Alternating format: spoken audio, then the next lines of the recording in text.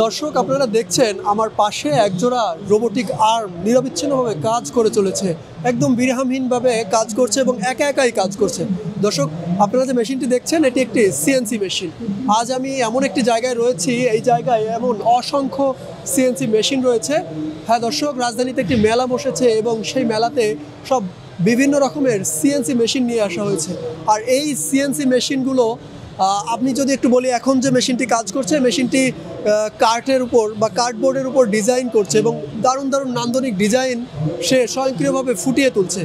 আর এই যে ডিজাইনগুলো দেখছেন, এরকম একটি ডিজাইন সাধারণ যারা কাঠমিস্ত্রি বা ট্রেডিশনালভাবে যে কাজ করে সেখানে করতে প্রায় 2 থেকে 1 মাস পর্যন্ত সময় লাগে। আর সেই কাজটি এই ধরনের সিএনসি মেশিনের মাধ্যমে মাত্র 4 থেকে 5 ঘন্টার ভেতরে কমপ্লিট করে ফেলা যায়। সেই সিএনসি মেশিন নিয়েই এই মেলার আয়োজন করা হয়েছে এবং এই মেলায় অসংখ্য এই ধরনের মেশিন রয়েছে। শুধু যে কাঠের উপরে ডিজাইন তা কিন্তু নয়, একই সঙ্গে এই মেশিনগুলো স্টিল এবং অন্যান্য অনেক কিছুর উপরেই ডিজাইনগুলো করতে পারে।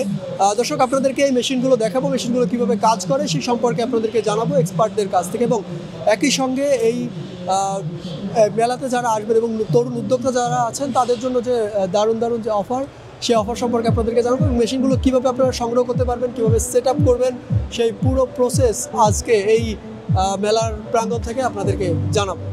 এগুলা একেবারে স্বয়ংক্রিয় মেশিন, কোনো ধরনের হিউম্যান ইন্টারফেস ছাড়া সরাসরি কমান্ডের মাধ্যমে যে কোড বলে যে কমান্ডটা করে দিবে, যে ড্রয়িংটা থাকবে কম্পিউটারের সিস্টেম, ঠিক এটা অটোমেটিকলি ওভাবে কাটিং করে দিবে।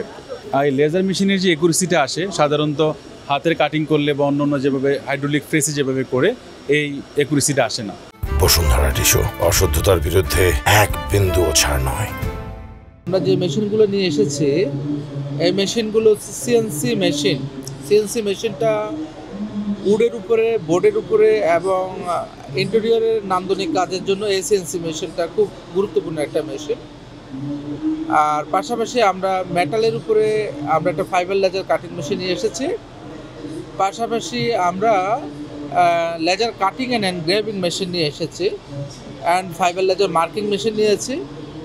আরেকটা জিনিস হলো যে আমাদের এখানে আর একটা গুরুত্বপূর্ণ একটা মেশিন আছে, সেটা হচ্ছে উড প্রিন্টিং মেশিন। যেই মেশিনটা যারা ইন্টেরিয়রের কাজ করে এবং ইন্টেরিয়রে যারা আর্কিটেকচার আছে, ইন্টেরিয়র যারা সাথে যারা জড়িত, তারা এই নান্দনিক কাজটা করতে পারে এই প্রিন্টিং মেশিনের মাধ্যমে, উড প্রিন্টিং মেশিনের মাধ্যমে।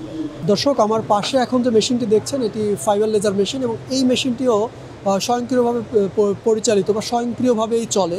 এবং আমার হাতে যে কাটিংটা দেখছেন এটি একটি মেটালের উপরে, একটি লোহা বা স্টিলের উপরে, এবং এই ডিজাইনটা পুরোপুরি স্বয়ংক্রিয়ভাবে এই লেজার কাটিং মেশিনটা করেছে। এবং এই মেশিনটিতে শুধুমাত্র আপনি কম্পিউটারে তাকে নির্দেশনা দিলে সেই নির্দেশনা অনুযায়ী স্বয়ংক্রিয়ভাবে আপনার ঘন্টার কাজ মুহূর্তেই করে দেবে। এবং আমরা এতক্ষণ দেখছিলাম মেশিনটি কীভাবে কাজ করে, লেজারের মাধ্যমে একদম নিখুঁতভাবে এই মেশিনগুলো কাজ করতে সক্ষম।